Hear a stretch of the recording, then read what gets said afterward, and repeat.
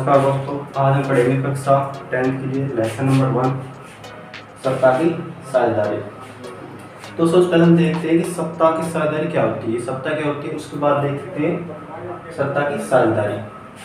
तो यहाँ बेसिक अर्थ होता है सत्ता का, यहाँ बेसिक अर्थ होता है सत्ता का बेसिक अर्थ है पावर,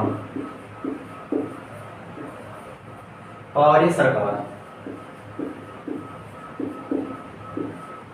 और साझेदारी का अर्थ है कि सरकार ने अपनी जो शक्ति है, अपनी पावर को किस प्रकार बांटा गया है। यहाँ पर हम देखेंगे कि जो सत्ता की साझेदारी किन किन तरीकों से की गई है। जो मुख्य रूप से भारत संविधान में जो शक्तियाँ हैं वो अलग अलग तरीकों से बांटी गई है। अगर हम सबसे पहले देखें तो सरकार के 3 अंग होते हैं, कार्यपालिका, एक होती है संसद कार्यपालिका और नंबर 3 न्यायपालिका। तो अगर हम देखें जो पावर शेयरिंग है, जो शक्ति बंटवारा है या सत्ता का बंटवारा है, वो किस प्रकार के आगे भारत संविधान के अंदर देखें तो अगर संविधान के अनुसार देखने की कोशिश करते हैं तो देखते हैं कि सबसे पहले होता है संसद, उसके बाद आती है कार्यपालिका,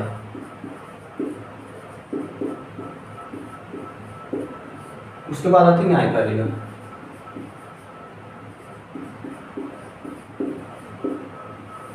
इन तीनों का भारत संविधान के अंदर अलग अलग काम बताया गया है कि जो संविधान के अंदर किस प्रकार इनकी शक्तियों या पावर का बंटवारा किया गया है। तो अगर हम यहाँ पे देखें, इस प्रकार देखने का प्रयास करते हैं तो संसद मुख्य रूप से क्या क्या होता है कि जो भी कोई कानून बनेगा या कोई नियम या कोई भी चेंजमेंट संविधान के अंदर करना है तो कार्य मुख्य रूप से किसका होता है, संसद का होता है। अब उसके बाद जो मानो सरकार ने, संसद ने कोई कानून बनाया है, नियम बनाया, उसको लागू करना, उसको चालू करना या उसको रनिंग में लाना, प्रशासन लाना, कार्य मुख्य रूप से किसका होता है, ये कार्य होता है कार्यपालिका का। ठीक है, यहाँ तक समझ गए होंगे। उसके बाद देखते हैं कि जो न्यायपालिका मुख्य रूप से कार्य क्या होता है। न्यायपालिका कार्य होता है कि जो संसद ने कानून बनाए और कार्यपालिका कानूनों को लागू करवा दिया। अब जो व्यक्ति इन कानूनों को या जो संसद ने कानून बनाए, नियम बनाए, उनको कोई नहीं मानता है या उनका उल्लंघन करता है तो उसको सजा देने का कार्य किसका होता है, सजा देने का कार्य होता है न्यायपालिका का। यहाँ तक बेसिक से आप समझ गए होंगे सत्ता की साझेदारी का क्या होता है कि संसद का काम क्या होता है, जो संविधान के अंदर सत्ता की साझेदारी या पावर या सरकार में जो शक्तियों का बंटवारा किया गया वो किस प्रकार किया गया कि संसद कानून बनाएगी, कार्यपालिका कानून लागू करवाएगी, और नंबर 3 जो कोई व्यक्ति कानून को उल्लंघन करता है, कानून नहीं मानता है तो उसके सजा देने का कार्य किसका होता है, न्यायपालिका का। एक तो इस प्रकार होती है सत्ता की साझेदारी। अब हम देखते हैं दूसरे प्रकार किस प्रकार सत्ता किस प्रकार हो सकती है। एक इस प्रकार हो सकती है सत्ता की साझेदारी। एक तो होती है केंद्र सरकार,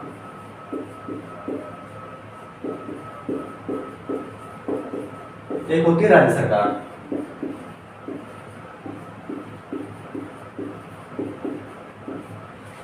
तो संविधान में इन केंद्र सरकार और राज्य सरकार का अलग अलग कार्य बताया गया। तो संविधान के अंदर इन केंद्र सरकार कार्य को मुख्य रूप से बताया गया कि केंद्र सरकार के पास क्या कार्य करने, कौन से कार्य नहीं करने।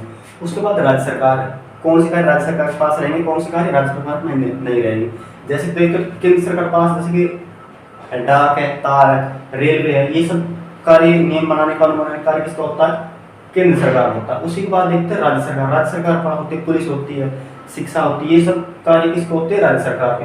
एक हो जाती है इस प्रकार सत्ता की साझेदारी, यानी कि जो सरकार है, जो पावर है, जो संविधान में उनकी सत्ता की साझेदारी को मुख्य रूप से बताया गया है कि कौन सा कार्य करेगा, कौन सा कार्य नहीं करेगा। ठीक है, अगर हम एक होता है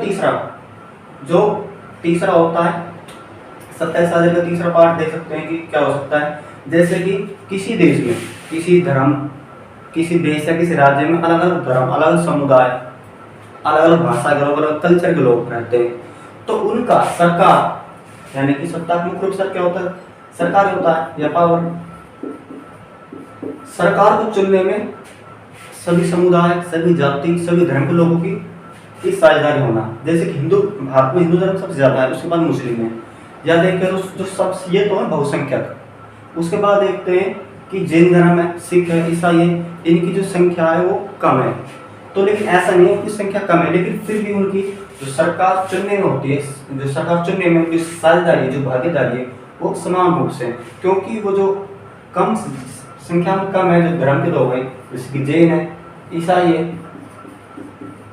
सिख है, पारसी है, ये धर्म के लोग हैं, तो ये संख्या बेशक कम है। लेकिन ऐसा नहीं है कि जो सरकार चुनने में जो संख्या में ज़्यादा धर्म के लोग हैं, जैसे हिंदू है, मुस्लिम है, केवल वही सरकार चुनते हैं, ऐसा नहीं है। ये सभी लोग समान रूप से अपनी सरकार चुनते हैं, सब वोट डाल के सरकार चुन सकते हैं। ये यहाँ तक तो हमने समझा सत्ता की साझेदारी का, हमने तीनों प्रकार समझ लिया कि संविधान किस प्रकार किया गया है और किस प्रकार संविधान के अंदर ही कि सभी लोग, सभी समुदायों की समान रूप से सरकार चुनने में समान रूप से भागीदारी होती है।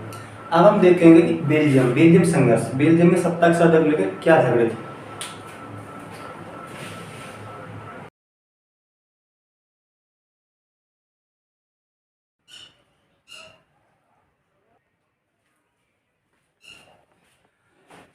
अब हम देखेंगे बेल्जियम सत्ता के साथ लेकर किस प्रकार संघर्ष थे।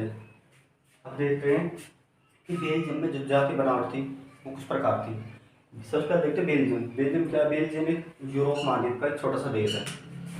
ये बेल्जियम है, ये यूरोप महाद्वीप का एक छोटा सा देश है, जिसकी जो इसकी जनसंख्या लगभग 1 करोड़ समथिंग है, जो हरियाणा से भी लगभग आधी जनसंख्या है। लेकिन इतनी कम जनसंख्या होने के बावजूद भी जो इसकी जो जाति बनावट है, इसमें विभिन्न जाति के लोग अलग अलग भाषाएं बोलने वाले लोग पाए जाते हैं। जैसे कि भारत को देखते हैं, भारत में अलग अलग भाषा लोग पाए जाते हैं, जैसे हिंदू, मुस्लिम, जैन, सिख, ईसाई, इस प्रकार के लोग पाए जाते हैं। तो ठीक इसी प्रकार बेल्जियम में भी यही जातिगत सत्ता के साथ लेकर झगड़े थे कि किस समुदाय के पास अधिक ताकत हो, किसके पास कम ताकत हो। सबसे पहले देखते हैं कि संघर्ष का मुख्य कारण क्या था, रीजन क्या था। तो देखते हैं कुछ इस प्रकार जो बेल्जियम का मैप है। सबसे पहले देखते हैं जो ऊपर वाला इलाका है, ये इलाका इसको बोलते हैं फ्लेमिश इलाका, फ्लेमिश, इस पूरे इलाके को। जो इसके नीचे वाला इलाका इसको बोलते हैं वेलोनिया का इलाका, वेलोनिया, ठीक है। तो जो डच इलाका है, जो एशिया का इलाका, इसमें कौन सी भाषा बोली जाती है, डच भाषा बोली जाती है, जो लगभग कुल जनसंख्या का 60% है। यानी अनुमान के चल सकते हैं कि अगर जनसंख्या लगभग 1 करोड़ है तो लगभग 60 लाख समथिंग डच भाषा बोलते हैं। लेकिन जो इसका नीचे वाला इलाका है, जिसको बोलते हैं वेलोनिया का इलाका, उसमें बोल जाते हैं फ्रेंच भाषा। फ्रेंच भाषा लगभग 39% या 40% समथिंग, यानी मान सकते हो, यानी कि 40 लाख या 39 लाख समथिंग मान सकते हो। तो इस क्षेत्र में बोल जाते हैं फ्रेंच भाषा। जो इसमें 60% ऊपर वाले इलाके में, फ्लेमिश इलाके में, और जो सेकंड वाला जो नीचे वाला इलाका, इसमें वेलोनिया की भाषा इलाके में फ्रेंच भाषा बोली जाती है। झगड़ा इस बात को लेकर नहीं था। जो झगड़े का मुख्य कारण था, जो बेल्जियम की राजधानी ब्रुसेल्स, जो इसकी राजधानी है ब्रुसेल्स, जो इसके फ्लेमिश इलाके में पड़ती, इसको लेकर मुख्य रूप से झगड़ा था। झगड़े का कारण क्या था कि जो इसकी राजधानी ब्रुसेल्स है, इसमें 80% जनसंख्या फ्रेंच भाषा बोलती थी और जो शेष 20% बोलती डच भाषा। अब जो झगड़े का कारण क्या था कि अगर देखी जाए तो, अगर हम पूरे को देखें तो जनसंख्या कम कौन सी फ्रेंच भाषा बोलती है, जो नीचे वाले वेलोनिया की जनसंख्या वो बोलते हैं फ्रेंच भाषा, और वो उनकी जनसंख्या कितनी, मात्र 40 करोड़, 40 लाख है। लेकिन ज़्यादा भाषा कौन सी बोलती है, डच। लेकिन इसका उल्टा था यहाँ पर, इसके राजधानी ब्रुसेल्स में। यहाँ फ्रेंच भाषा बोलने वाले लोग 80% थे और डच भाषा बोलने वाले मात्र 20% थे। लेकिन अगर ज़्यादा देखी जाए, अगर कुल देश के हिसाब से देखा जाए तो ज़्यादा कौन सा था, डच का था, और कम था फ्रेंच। लेकिन राजधानी में इसका कतई उल्टा था। अब इस 80 जो फ्रेंच भाषा यहाँ बोलने वाले लोग थे 80% लोग। अब 80% ये वे लोग थे जो आर्थिक रूप से समृद्ध, शक्तिशाली, पावर, यानी कि जो उद्योगपति लोग या धनवान या अच्छे, यानी कि आर्थिक स्थिति उनकी अच्छी थी। लेकिन जो 20% बाकी डच थे, वे गरीब थे या उनकी जो स्थिति वो खराब थी। इसको लेकर झगड़े थे। वे चाहते थे कि जो 80% जो मात्र ये 20% लोग हैं इनके राजधानी ब्रुसेल्स में, इनके पास सत्ता की पावर भी है, राजनीतिक पावर भी है, आर्थिक पावर भी है, यानी औद्योगिक पावर, सब तरह की पावर मात्र ये 80% लोगों के पास थी। अब ये जो डच लोग चाहते थे कि जो कुछ जो सरकार या पावर है या या पैसा है या उद्योग है, कुछ लोगों के हाथ में इकट्ठा होकर न रहे। वो चाहते थे कि जो ये है फ्रेंच लोग हाथ में न रहकर डच लोगों और फ्रेंच लोग दोनों भाषा बोलने वाले लोगों के हाथ में सत्ता की साझेदारी हो, यानी कि पावर शेयरिंग हो बराबर। ऐसे ही अगर किसी देश में अगर अलग अलग जाति अलग अलग समुदाय के लोग हैं, अगर ऐसा नहीं होगा कि मान लो अगर हम भारत में देख के चलते हैं, भारत में अलग अलग समुदाय के लोग हैं, हिंदू भी है, मुस्लिम भी है, सिख भी है, ईसाई, जैन है। अगर सरकार ऐसे कर दे कि हम तो केवल हिंदू हिंदू को ही प्रमोट करेंगे, उनको इस आर्थिक सहायता देंगे, उनके बच्चों को पढ़ाएंगे लिखाएंगे या उनको सेटल नौकरी देंगे, तो इससे क्या होगा कि एकदम देश में आंतरिक झगड़े कलह लड़ाई की स्थिति उत्पन्न हो जाएगी। ठीक ऐसे कंडीशन इधर थी। वो 20% फ्रेंच जो थे इसके राजधानी ब्रुसेल्स में, वो आर्थिक रूप से समृद्ध थे। जो डच थे, सॉरी 80% थे, और डच थे मात्र 20% इसकी राजधानी में। वे आर्थिक रूप से समृद्ध नहीं थे, बिछड़े हुए थे, यानी गरीब थे, यानी उनके पास शिक्षा नहीं थी, अच्छे घर नहीं थे रहने के लिए, अच्छे खाने पीने की सुविधा नहीं थी। वे चाहते थे कि जो जो सरकार है उनकी जो उनकी साझेदारी समान रूप से हो। अब ये 27 साल को लेकर झगड़े थे, ये मुख्य रूप से 1960 से लेकर 1960 से लेकर 1970 और 1950 से 1960 के दशक में लेकर ये झगड़े मुख्य रूप से सामने उभर के आने लगे। 1950 का दशक क्या होता है कि 1941 से लेकर 50 तक और 51 से लेकर 60 तक दशक का अर्थ होता है, यानी कि 10 साल दशक। तो ये होता है यहाँ पर दशक का अर्थ होता है। तो ये मुख्य रूप से जो बेल्जियम में जो जाति बनावट थी, उनको सत्ता की साझेदारी लेकर चाहते थे कि लोग ये डच भी लोग डच चाहते कि हमारी जनसंख्या तो ज़्यादा है, लेकिन जो हमारी सत्ता में पावर है या कि जो सरकार में हमारी जो भागीदारी बहुत कम है। जो फ्रेंच लोग थे वो कम थे, लेकिन उनकी जो फ्रेंच लोगों की जो सरकार में साझेदारी थी या शेयरिंग थी या पार्टनरशिप थी वो ज़्यादा थी। वो मात्र चाहते थे कि हमारी जो सरकार में भागीदारी समान रूप से होनी चाहिए। बस इस बात को लेकर जो बेल्जियम में सत्ता की साझेदारी लेकर झगड़े थे। अब हम देखेंगे कि जो बेल्जियम की सरकार ने जो यहाँ जो जाति बनावट थी, जो ये झगड़े चल रहे थे और डच भाषा के लोगों के बीच और फ्रेंच भाषा के लोगों के बीच, उसको सुलझाने के किस प्रकार के प्रयास किए, किस प्रकार के कार्य बेल्जियम में किस प्रकार सत्ता की साझेदारी हुई। यानी कि जो हमने अभी देखा कि जो फ्रेंच और डच भाषा के लोगों के बीच जो आंतरिक झगड़े थे, उनको उनके जो झगड़े सुलझाने के लिए उनकी सत्ता की साझेदारी करने की सरकार ने किस प्रकार के महत्वपूर्ण कदम उठाए। तो सरकार और बेल्जियम सरकार ये बात अच्छी तरह समझ चुकी थी कि अगर बेल्जियम की सत्ता की साझेदारी करनी है या बेल्जियम का विकास करना, तकनीकी विकास, आर्थिक औद्योगिक विकास करना है, तो सबसे पहले जो सरकार है उसमें सभी जाति के लोग या सभी भाषा के लोग साझेदारी होनी जरूरी है। तो इसलिए सरकार ने क्या किया कि सरकार इस बात को मुख्य रूप से समझ चुकी थी कि जो सरकार की जो अलग अलग भाषा के लोग, जैसे कि जो क्षेत्रीय विविधता है,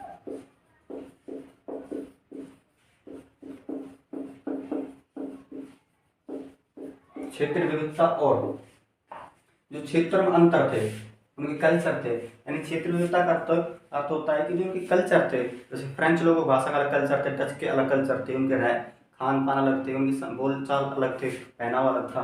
तो उनको मान लिया, सरकार ने उनको मान लिया कि भाई हम डच भाषा के लोगों को सम्मान करेंगे, उनकी संस्कृति का, उनके कल्चर का, और फ्रेंच भाषा के लोगों का भी सम्मान करेंगे। तो इसके लिए सरकार ने लगभग 1970 से 1993 के बीच में लगभग 23 सालों के बीच में लगभग सरकार ने इन 4 बार संविधान में संशोधन किया। तो उसको संशोधन में क्या क्या प्रावधान किए, क्या क्या नियम बनाए।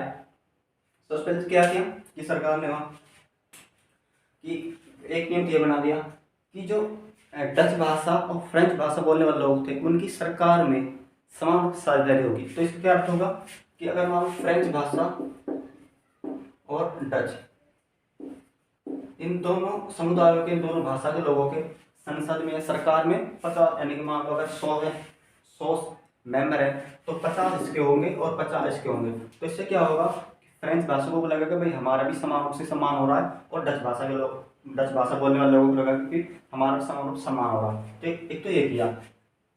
नंबर 2, जो मुख्य रूप से झगड़ा था बेल्जियम में सत्ता साझेदारी लेकर, वो मुख्य रूप से राजधानी ब्रुसेल्स में था। तो ब्रुसेल्स में क्या क्या वहाँ की सरकार ने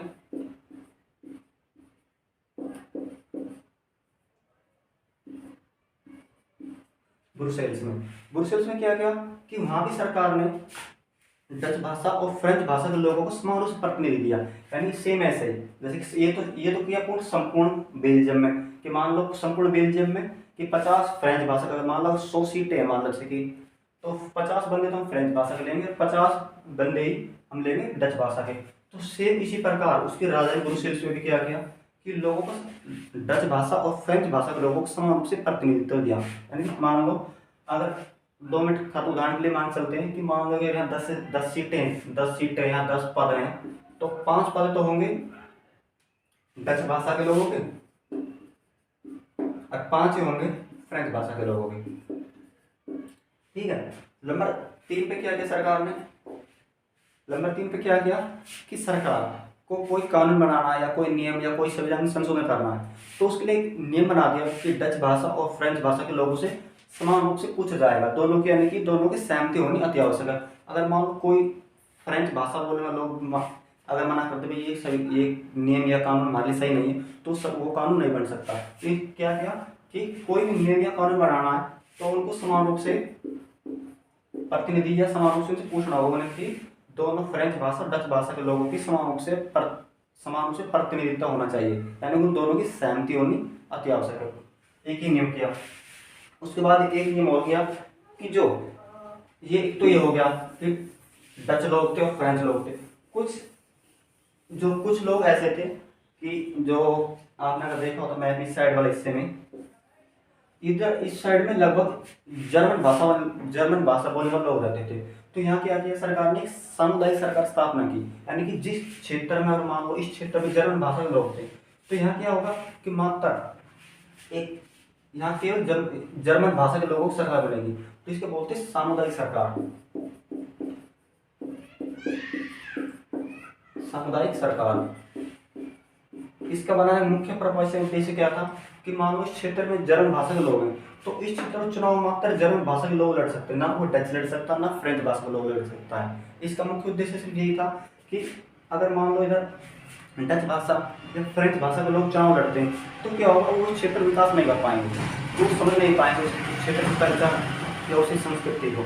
इसलिए चाहते थे कि इसलिए एक सामुदायिक सरकार गठन किया गया। ये सामुदायिक सरकार गठन केंद्र स्तर पर किया गया और राज्य स्तर पर भी किया गया था। इसका मुख्य उद्देश्य था जो संख्या में अल्प है, यानी संख्या में जो बहुत कम, ये मुश्किल से लगभग 1 लाख समथिंग थे, तो इनको एक सरकार चलाने के बाद सरकार ने मौका दिया कि भाई आप अपना एक प्रतिनिधि सरकार में आप खुद चुन के भेजो और वो आपकी बात संसद तक पहुंचा देगा। जैसे कि हमारे भारत संसद है, तो हम अपने प्रतिनिधि चुनते हैं, तो हमारी बात जो हमारी मांग है वो संसद में रखता है, तो उसके बाद वो संसद से मांगे हमारी पूरी होती है। ठीक इसी प्रकार जर्मन भाषा के लोग इनसे जो इधर जर्मन भाषा बोलते थे लगभग 1 लाख समथिंग थे, इनसे कह दिया कि भाई आप एक अपना प्रतिनिधि भेजो। प्रतिनिधि भेजने के बाद वो संसद में जाएगा, जो उसकी वो ब्रुसेल्स राजधानी थी, उधर उनकी जो राजधानी थी उसमें जो सभी चुने हुए प्रतिनिधि पहुंचते थे, तो एक व्यक्ति इनका ही पहुंचता था। इसका मुख्य उद्देश्य था कि जो जर्मन भाषा लोगों प्रतिनिधि चुना था, इधर आया था जो ब्रुसेल्स में संसद में, वो इन जर्मन भाषा के लोगों की जो बातें उनको रख सके और इनके विकास की बातें कर सके। तो ठीक इस प्रकार ही ये यहाँ पे बेल्जियम का सत्ताधारी संघर्ष का पार्ट 1 वीडियो खत्म होता है। इसमें देखा कि हमने बेल्जियम में किस प्रकार झगड़े थे और किस प्रकार बेल्जियम की सरकार ने अपने दोस्त सूझबूझ से उसको सुलझाने का प्रयास किया। वीडियो के सेकंड पार्ट में देखेंगे कि श्रीलंका में किस प्रकार श्रीलंका में जो 2 समुदाय थे, सेम जैसे इधर 2 भाषा डच भाषा बोलने फ्रेंच भाषा वाले लोग थे, तो श्रीलंका में समान रूप से ऐसे मिलेगा। श्रीलंका में तो तमिल समुदाय, एक है सिन्हली समुदाय। उसमें देखेंगे श्रीलंका में जो श्रीलंका की सत्ता के साझेदार श्रीलंका ने अपने देश में शांति व्यवस्था बनाने के लिए सत्ता के साझेदारी करने के क्या क्या प्रयास किए। वीडियो के सेकंड पार्ट में इसको देखेंगे। कमेंट करके बताना वीडियो आपको कैसा लगा।